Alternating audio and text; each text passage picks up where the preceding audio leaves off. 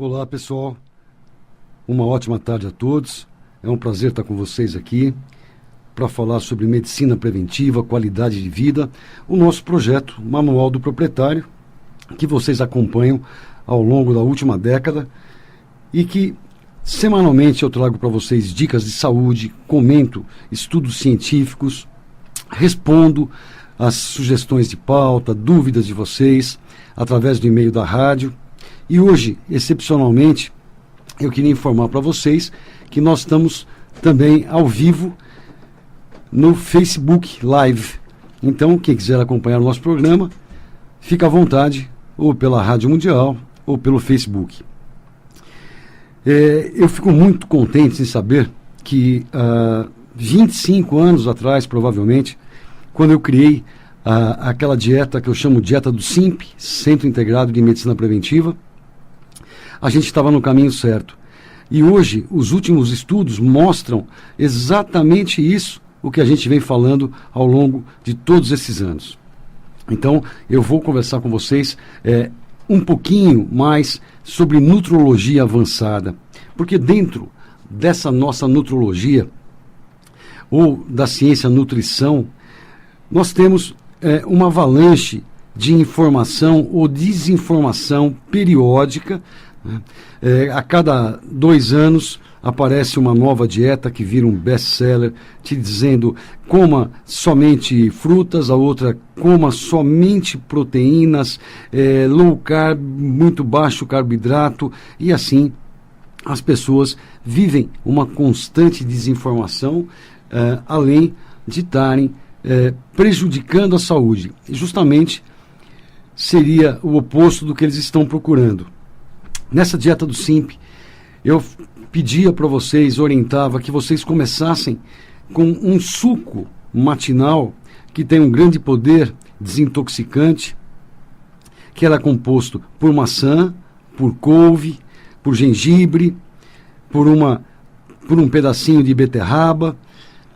E olha que interessante, depois eu sugeria para vocês, no intervalo entre o café da manhã e o almoço, que ingerissem uma fruta, comessem a fruta, não o suco. A mesma coisa no período da tarde, mais uma fruta era liberada. E excepcionalmente à noite, antes de deitar, se sentisse ainda um desejo ou fome, poderia comer a outra porção de fruta. No seu almoço e no seu jantar, eu pedia que começassem com um prato de verdura crua e comessem esse prato de verdura crua bem vagarosamente, mastigando bastante. Até coloquei um tempo de 10 minutos antes de ir para o segundo prato. Para quê? Para poder estar produzindo hormônio da saciedade, que é a colicistoquinina, que vai levar essa informação para o cérebro, que você já está ingerindo uma quantidade boa de alimentos, e isso vai te tirar aquela fome, e esse hormônio demora quase 8 minutos para ficar pronto, chegar ao cérebro. A gente come tudo geralmente no mesmo prato em 6 minutos e não dá tempo para isso acontecer. Em seguida, no segundo prato, eu orientava vocês a comerem uma porção generosa de verduras cozidas, de vegetais, legumes diversos e uma quantidade pequena de proteína animal, no caso, frango, peixe, de preferência, ou até carne vermelha, e não todos os dias. Aí no terceiro prato, sugeria que se comesse um cereal integral, um arroz integral, feijão, o grão de bico, a lentilha, e se fosse o caso de comer uma massa, que comessem uma massa integral, que contivesse fibras, e essa era a proposta para o almoço e o jantar. Os estudos mostram hoje para nós que quanto maior a ingestão de fibras que você faz, maior é a sua perspectiva de viver mais longevamente e mais com qualidade de vida, com saúde e menos doença. Então, se você olhar para essa dieta, você vai ver que ela tem ali 3 ou 4 porções de frutas por dia, tem vegetais desde o suco da manhã, da couve, né? A beterraba, no almoço, a salada, a verdura cozida, os legumes, a janta, a mesma coisa. Tem até mais do que a gente sabe que seria o ideal? Quando você come essa quantidade de fibras que eu lhe falei, você está otimizando a sua microbiota, ou seja, a sua flora intestinal. Essa flora intestinal, ela é muito importante, são germes, são bactérias que aprenderam e nos ajudaram a estar aqui durante milênios. Eles trabalham em conjunto pela nossa saúde. Hoje nós sabemos que eles produzem uma série de substâncias no nosso corpo, que eles têm ação anticancerígena, que eles modulam o nosso sistema imunológico. Então, essa flora intestinal que nunca foi abordada adequadamente pela nossa ciência ortodoxa, ela vai ganhar cada vez mais interesse da comunidade científica. Porque se nós somos 10 vezes o número de células que nós temos no corpo todo em bactérias, é sinal que elas devem ter uma função muito importante. Então, elas estão sendo e vão ser cada vez muito mais pesquisadas.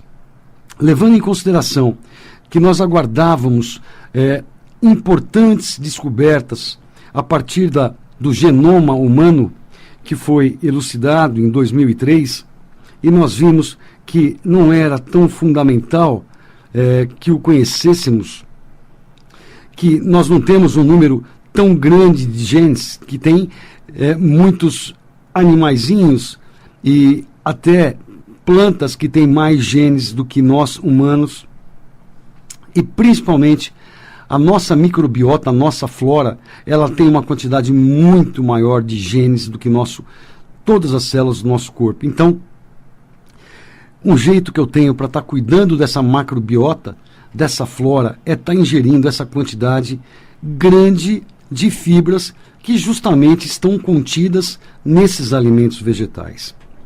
Na semana passada, eu comecei a falar com vocês os problemas do excesso de proteína animal, que eram causados, além da proteína animal, pela conjunção da gordura saturada, que está presente só no reino animal e não no reino vegetal, exceto no coco. E essa gordura saturada do coco não é prejudicial à nossa saúde. A do reino animal, a gordura saturada do reino animal, essa sim é prejudicial ao nosso corpo. Então, eu orientei vocês que diminuíssem a quantidade de proteína animal ingerida diariamente. Comentei com vocês um estudo chamado The China Study, onde se comparava uma grande população de chineses, jovens, todos com o peso normal, o índice de massa corporal normal, com um grande número de ocidentais, também jovens, com índice de massa corporal, e que foram seguidos durante décadas para se observar como é que evoluíam em relação à saúde e doenças crônicas. E no grupo ocidental, houve 3 vezes ou mais de incidência de doenças arteriais, como infarto, como AVC, como câncer, comparado ao grupo dos orientais. Esses orientais, na época que o estudo começou, em 1984, além de questões de tradição, também tinha a questão econômica na época. Eles comiam um prato muito grande de vegetais, sendo eles folhosos ou legumes, com pedacinhos pequenos, tirinhas de porco, tirinhas de frango, tirinhas de carne, porque era caro para eles.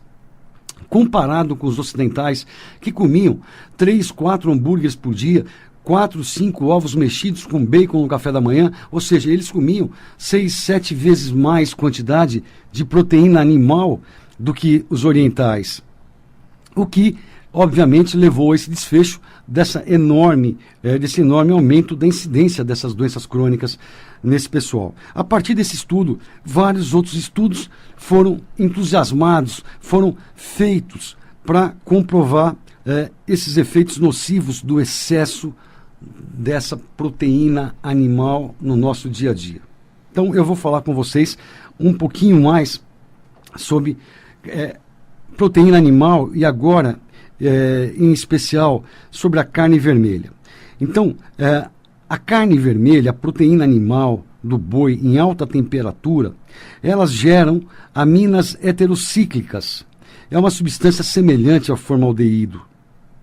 Geram também substâncias PHIP, né, que tem um nome químico complicado, que não interessa muito para vocês, mas é 2-amino, 1-metil, 6-fenilmildazol, 4,5,6-piridina.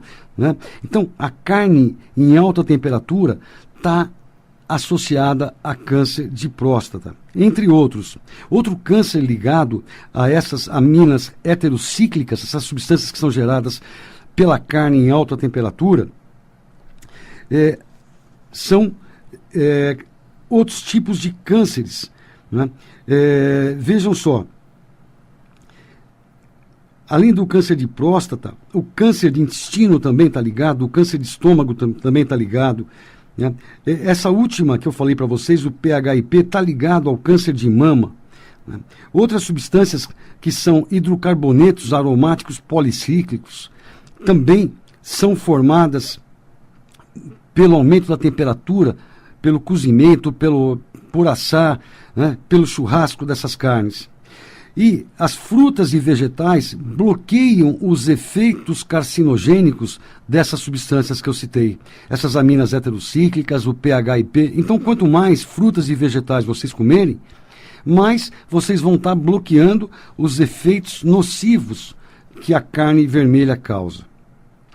A carne vermelha, ela é a única fonte de ferro M. O que é o ferro M, gente? Ferro M é o ferro que vem da hemácia. Hemácia é uma célula sanguínea, a célula vermelha do nosso sangue.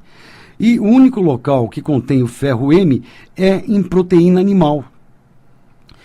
E o que acontece quando a gente ingere esse ferro M? Aumenta o número de compostos N-nitrosos instáveis, que está associado ao câncer. Quanto maior a formação de compostos N-nitrosos compostos, maior a incidência de câncer gastrointestinal. E o interessante é que quando nós suplementamos esse tipo de ferro M, que vem da hemácia, nós aumentamos esses compostos N-nitrosos. Mas quando nós suplementamos ferro não M, ferro de origem vegetal, do feijão, da couve, ele é um ferro não M, que não vem do sangue, não vem do sangue de animais, das hemácias do sangue dos animais. E esse ferro, ele não aumenta os compostos N-nitrosos. Então, consumir mais vegetais diminui o efeito terrível desse ferro M no nosso corpo. Um outro aspecto importante que eu queria que vocês soubessem é que o IGF-1, que chama Insulina-like Growth Hormone, como se fosse um hormônio de crescimento, nós precisamos de uma produção adequada do IGF-1. Durante toda a vida, ele é produzido pelo nosso fígado, principalmente. Nós temos conhecimento na medicina que uma baixa produção do IGF-1 leva ao nanismo. E uma alta produção do IGF-1 leva a uma outra doença que chama acromegalia. Acromegalia são aquelas pessoas que assumem alturas enormes, né, com aumento das orelhas, das extremidades, do nariz. E geralmente essas pessoas morrem muito precocemente de câncer ou de doença cardiovascular. Então nós temos que ter uma produção adequada desse hormônio de crescimento, o IGF-1. Por quê? Porque o IGF-1, ele acelera o crescimento das células, que é justamente o mecanismo de formação dos tumores. E também inibe a apoptose, que é o mecanismo que nós temos de programar essas células doentes, cancerosas, para que morram. Então, ele tem esses dois aspectos no estímulo da produção de câncer. Então, restringindo o consumo de carboidrato refinado, açúcar, farinha e de proteína animal, nós diminuímos a produção desse IGF-1 e nós desestimulamos, né, o crescimento de tumores. A outra coisa que é nitidamente conhecida na nossa ciência é que a restrição calórica desacelera o envelhecimento e aumenta a longevidade. E uma relação interessante, os veganos que não comem proteína animal, eles têm um menor índice de GF1 do que os omnívoros, que somos nós que comemos a proteína animal e os vegetais juntos. A restrição calórica, aquilo que eu sempre digo para vocês, levantem da mesa ainda sentindo que poderiam comer mais 20% ou como menos 20% do que queriam. Escolham o que estão comendo. Esse é o único mecanismo hoje eficaz e comprovado cientificamente de aumentar a qualidade de vida e a longevidade. Olha só que interessante. Voltando para o GF1, o leite de vaca, que normalmente é tratada com hormônio de crescimento para aumentar a produção de leite, ele é rico em IGF-1. E eu acabei de explicar para vocês que o IGF-1 é cancerígeno. Mesmo o leite de vaca que não é tratado com hormônio de crescimento, as vacas que não são tratadas, esse leite também tem um nível alto de IGF-1. Então, aí está um motivo importante para a gente reduzir também os laticínios, né? Eles são proteínas animais, que é o que a gente está falando para vocês aqui. Homens, olha que interessante esse estudo, homens que consomem ovos em excesso e pele de frango têm maior incidência de NEL de próstata. Porque as células cancerígenas da próstata têm altos níveis de colina presentes na pele de aves e nos ovos. Eu não estou dizendo para vocês não comerem ovo, pelo contrário, eu oriento meus pacientes que comam ovo. Mas comer ovo não significa todo dia no café da manhã comer uma omelete, né, feita com 5 ovos. Ok? Então, 1 ou 2 ovos por dia seria mais do que o suficiente em termos dessa proteína animal. A redução das bactérias benéficas, olha, nós voltamos a falar agora da flora intestinal, como nós falamos que ingerindo muitas fibras, como a dieta do SIMP, a gente melhoraria. E agora, eu dizendo para vocês que quando eu como muita proteína animal, eu reduzo as bactérias benéficas do meu trato digestivo, da minha flora, principalmente as bifidobactérias, e que elas produzem o butirato, que são substâncias extremamente importantes para a nossa saúde e protetoras contra o câncer. Então, eu comendo muita proteína animal, eu estou diminuindo a produção desse butirato, porque eu diminuí as bactérias boas que o fazem e eu aumento a minha chance de ter câncer. Então, veja, outra coisa importante, o excesso da carne vermelha e da proteína animal levam a uma acidose crônica. E essa acidose crônica nos predispõe mais a desenvolvermos o câncer. Tem uma outra substância chamada NEU5GC. Ela é uma forma de ácido ciálico encontrado em animais, somente em animais e não em humanos. Quando comemos carne, nós incorporamos essas substâncias às proteínas da superfície de nossas células. Então, a gente incorpora essa substância NEU5GC à superfície das nossas células, das proteínas da nossa célula. E o nosso sistema imunológico não reconhece essa substância e passa a gerar anticorpos contra esses invasores, esses antígenos, gerando um processo crônico inflamatório que também predispõe ao câncer, além de ser também uma hipótese no fator do causamento das doenças autoimunes, que são as doenças que mais crescem nesse momento, né, provavelmente já sendo a terceira maior causa de morte no planeta, as doenças autoimunes, perdendo primeiro para as doenças cardiovasculares, que seriam o infarto e o acidente vascular cerebral ou derrame cerebral, o câncer em segundo lugar, e terceiro já estariam essas doenças autoimunes, como lúpus, como artrite reumatoide, como esclerose múltipla, esclerose lateral amiotrófica, hipotireoidismo de Hashimoto, entre centenas de outras doenças, né, autoimunes. Então, olha que interessante seria nós estarmos diminuindo a quantidade dessas proteínas animais. Nós podemos estar comendo, né, proteínas numa quantidade até que maior, mas de origem vegetal. Quando eu como uma lentilha, uma ervilha, um grão de bico, um arroz integral, um feijão, né, eu estou comendo proteínas vegetais. Nas nozes, nas sementes, na chia, eu estou comendo proteínas vegetais e de boa qualidade. Então, existem alguns mitos que cercam isso tudo, como, por exemplo, quem é vegano se sente mais fraco, quem é vegano tem falta de alguns nutrientes. Sim, pode ser que falte um pouco de B12, mas a coisa mais simples do mundo é suplementar 1 ou 2 vezes por semana com umas gotinhas ou um comprimidinho de B12 embaixo da língua e pronto, e é o suficiente. Então,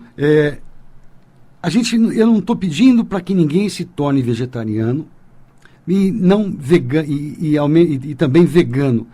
A diferença está aí. O vegano, ele come somente produtos de origem vegetal, nenhum de origem animal, nem leite, nem ovos, nem peixes.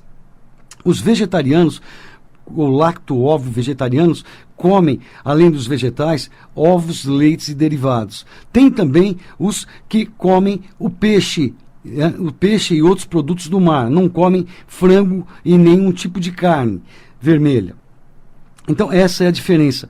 O que eu quero dizer para vocês é que eu gostaria que vocês todos aumentassem a ingestão de fibras, comendo muito mais vegetais, legumes, verduras, saladas e frutas, e comessem um pouco menos de proteína animal, principalmente a carne vermelha, não é? Que ela é rica nesses produtos que eu falei para vocês, as aminas heterocíclicas, aumenta os compostos N-nitrosos, a presença do ferro M e tudo mais. Então, é questão de balanço, pessoal. É questão de estar escolhendo o que vai colocar ali dentro. Não tem sentido eu sabendo que periodicamente, no período de 5 anos ou de 7 anos, a gente não sabe exatamente quando, mas todas as células do nosso corpo vão estar se renovando. E elas vão ter que estar se renovando com que material? Com esse material molecular que vocês vão colocar aí dentro. Isso sim é nutrição avançada. É isso que o projeto Manual do Proprietário quer trazer para vocês. E não esses modismos como vamos usar agora a dieta de Duncan, onde é liberado para vocês tomarem Coca-Cola zero, que é um péssimo conselho, é uma coisa extremamente ácida, aonde falam para vocês restringirem ao máximo legumes, uma série de coisas, e comerem basicamente carne, frango, peixe, e só isso. Como agora a paleo, essa que é a da moda, que você tem que comer basicamente como nossos ancestrais, os trogloditas, sair comendo aí um pedaço de coxa de carneiro crua. Então não é bem assim. Vocês poderiam dar uma olhada no site do simpsaude.com. Eu vou soletrar para vocês: simpsaude.com. Simp é C de centro, I integrada, M medicina, P preventiva, saudejunto.com. Lá vocês vão encontrar essa dieta do Simp, esse suco detoxificante. E também queria dizer para vocês que o nosso meio de contato aqui na rádio é o e-mail da Rádio Mundial, radiomundial@radiomundial.com.br. Enviem seus e-mails e a Samira Chaine, a diretora de jornalismo, me prepara esse material e me entrega, eu estou aqui respondendo para vocês. Pessoal, nosso papo é ótimo, nosso tempo esgotou. Eu quero desejar uma ótima semana a todos, um super abraço, até terça-feira que vem. Tchau, tchau, gente.